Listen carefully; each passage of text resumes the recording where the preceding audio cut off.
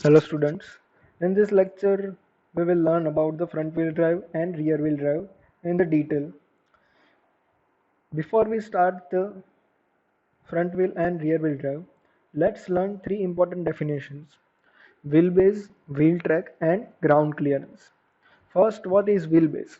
So if we see in this figure, then wheelbase is known as the center distance of the two wheels of the vehicle, front and rear wheels, when we are viewing from the side. Okay, wheelbase is defined as the distance between two center of the wheels, either two center of the wheels of front wheel and rear wheel when we are viewing from the side, is known as wheelbase. Second, wheel track.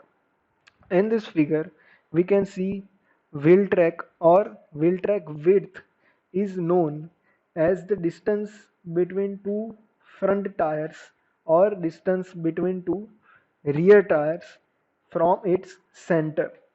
Okay, distance between two tires from its center, which is known as the wheel track. And the third one is the ground clearance. The definition for the ground clearance is that distance from the road surface to the last point of the chassis. Here in this figure we can see that this point is the last or lowest point of the chassis, and this is the road surface. So distance between this last or lowest point of the chassis and this road surface is known as the ground clearance. Let's start the layout of the vehicle, in which the first type will be the front engine front wheel drive. In case of the front engine front wheel drive, the front axle will be the live axle and the rear axle will be the dead axle, which means that the power which is generated in this engine will be transmitted to only the front wheels. So front wheels will be driven by the engine power and rear wheels will just follow the motion of the front wheels. In this case, all the components which are used in the transmission system and engine are all mounted on the front axle, which has been shown in this figure. The engine is shown with the yellow color, the differential is shown with the red color, and the transmission is shown with the green color. In this figure, we can see that engine is very near to the transmission system. What are the components of the transmission system? First, in the case of the transmission system, we use clutch and gearbox. In the case of the front engine front wheel drive, we will not require an extra propeller shaft to transmit the engine power to our powered wheels, as engine is mounted on the front axle and our power wheels are also the front wheel. So we do not need an extra shaft to transmit the power. Engine is directly connected to the transmission system as shown in this figure. Differential and transmission are one integral part which is used in our vehicle. That component, which includes differential and transmission both the systems, is known as the transaxle in the vehicles which we use nowadays. Transaxle is nothing but a system which contains differential and transmission and the axle. All these systems make one component which is known as the transaxle. In the case of the front engine front wheel drive, all the components are given on the front side so that the vehicle is pulling the system with itself. So the force which are used in the system of front engine front wheel drive is known as the pulling force. Front engine front wheel drives are used in almost all the low cost economy cars. For example, Alto 800, Baleno, i20, i10, all these types of hatchback and sedan cars use most of the times front engine front wheel drive system in their car. Front engine front wheel drive system is used because it provides an extra interior space. It is also a very cost effective system, as lowest number of components are used in the front engine front wheel drive. Because of the low components, it will have a low weight criteria which will provide an higher fuel economy because of the lower weight. It also does have an improved drivetrain efficiency which transmits the power with highest efficiency to our two front wheels. It also has a good surface traction and great straight ahead stability. Because of that, when vehicle is going in the straight direction, vehicle will go very stable. Also, the handling system is pretty easier in case of the front engine front wheel drive, as front wheels are both driving wheels and steering wheels, right? For example, we are giving the power of the engine in these two front wheels. Also, when we are using the steering wheel, then these two wheels will move or make an inclined motion.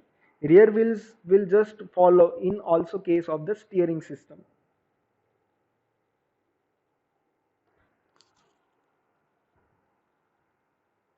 Weight of the engine is mostly concentrated on the front side. Because of that, the CG of the vehicle is generally moved towards the forward side or front side. That is a little bit disadvantageous in case of the front engine front wheel drive, as because of that, torque tear can be a problem on the front wheel drive cars with the high torque of the engines. Torque tear is the characteristics of the vehicle which pulls the vehicle in left or right direction in case of the hard acceleration. So if we are using the engine with high power or high torque, then vehicle can be moving towards left or right side because of the torque steer. So in case of the high power cars or high torque cars, we generally don't use front engine front wheel drive. For that, front engine rear wheel drive is preferred as used in the SUV cars. Front engine front wheel drive has the weight transference under acceleration, which transfers the weight from the front wheels towards the rear wheels, which will give an extra limiting torque and traction will be obtained. During the cornering, vehicle will not be as stable as other wheel drives. But if we are driving the vehicle at a low speed and we are trying to steer the vehicle, then there will be no problem.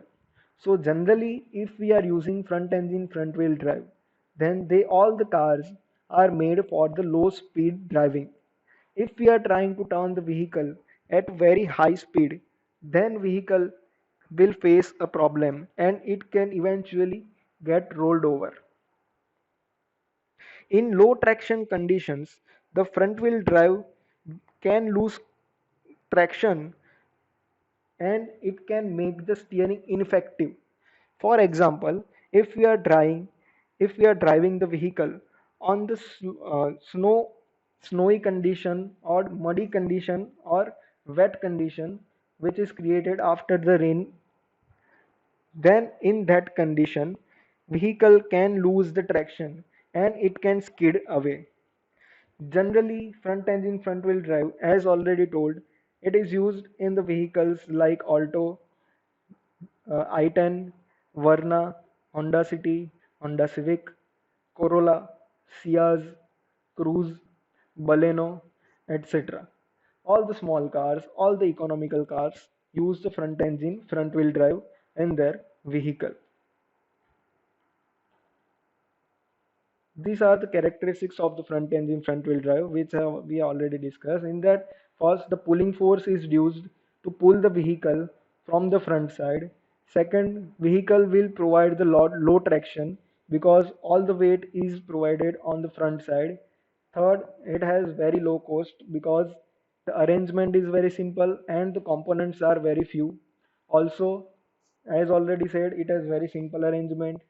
Next, engine and transaxle are mounted on the front side I have already explained about the transaxle, which is the combination of the transmission, differential, and the axle.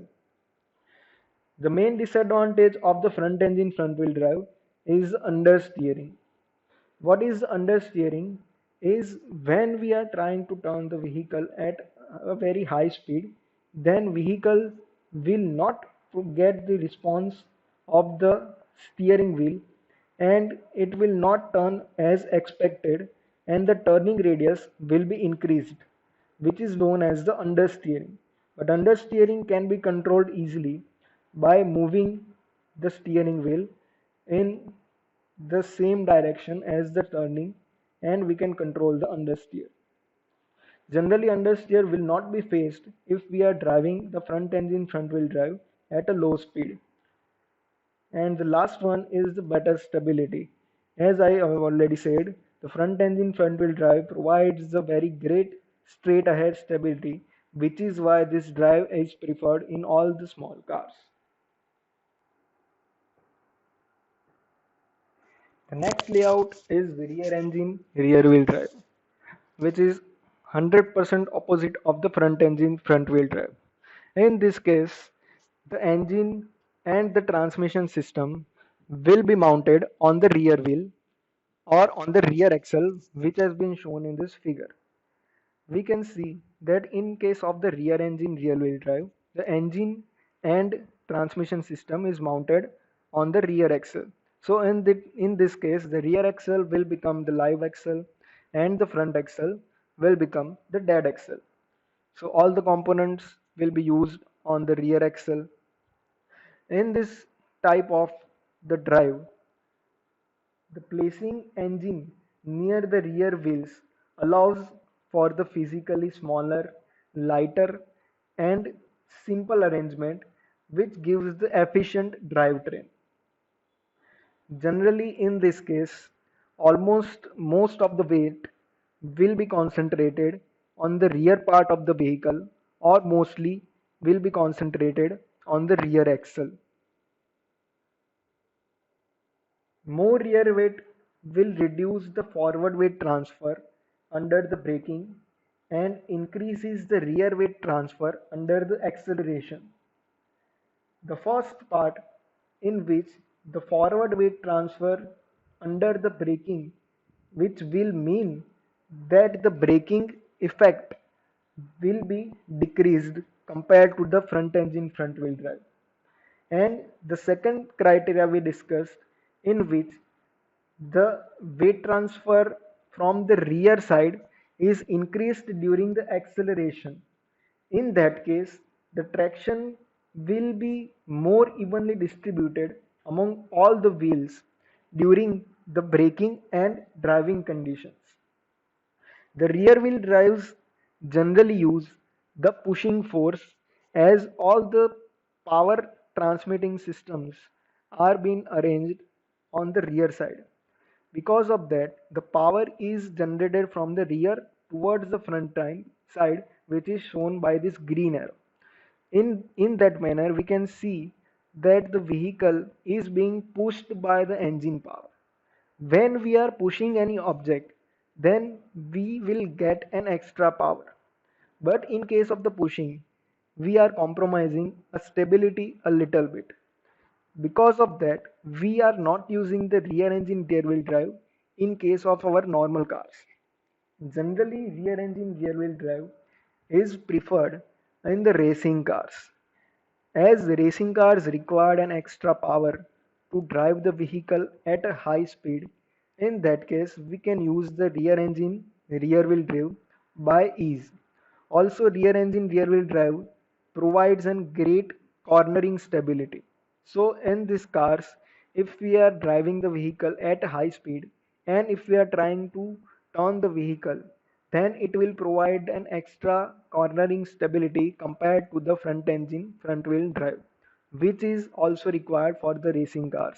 In our normal cars, we are not driving at a very high speed, and so that it is not a big problem.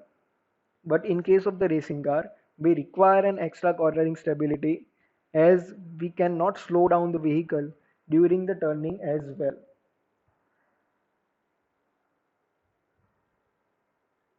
The rear engine rear wheel drive has this characteristic which has been written here. First one is the pushing force. As I've already told, the all the components are given in the rear side which pushes the vehicle, and pushing force is applied on the vehicle which gives an extra power.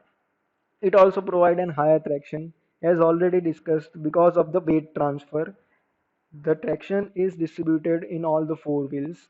Next one is that the rear engine rear wheel drive is also known as the high speed cars. As I have told that rear engine rear wheel drives are used in the racing vehicles. Lack of stability. As I have already discussed that rear engine rear wheel drive does not provide the straight ahead stability as we were getting in the front engine front wheel drive, as we are pushing the vehicle. When we push any object, then it will have an high speed, but we are compromising the stability at the cost of the speed. Next one is the low cost.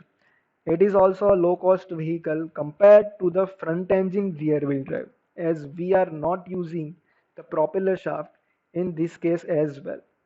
And the last one is the disadvantage of the rear engine rear wheel drive, which is oversteer. The disadvantage of front engine front wheel drive was understeer. In the case of rear engine rear wheel drive, it is oversteer. Oversteer is 100% opposite to the understeer. In the case of oversteering, if we are driving vehicle at a high speed and if we try to turn it, the vehicle will turn more sharply compared to the motion given to the steering wheel. Because of that, the vehicle can collide to any object or wall and it can create an impact. Oversteering is more dangerous compared to the understeering. This both of the criteria will be discussed in detail in the steering vehicle chapter. So rear engine rear wheel drive is generally used in the racing cars. Also, it is used in compact cars to make the vehicle with shorter wheelbase. For example, it is used in Nano and Volkswagen Beetle. These both the systems used rear engine rear wheel drive not for the high speed but to make the cars compact in construction.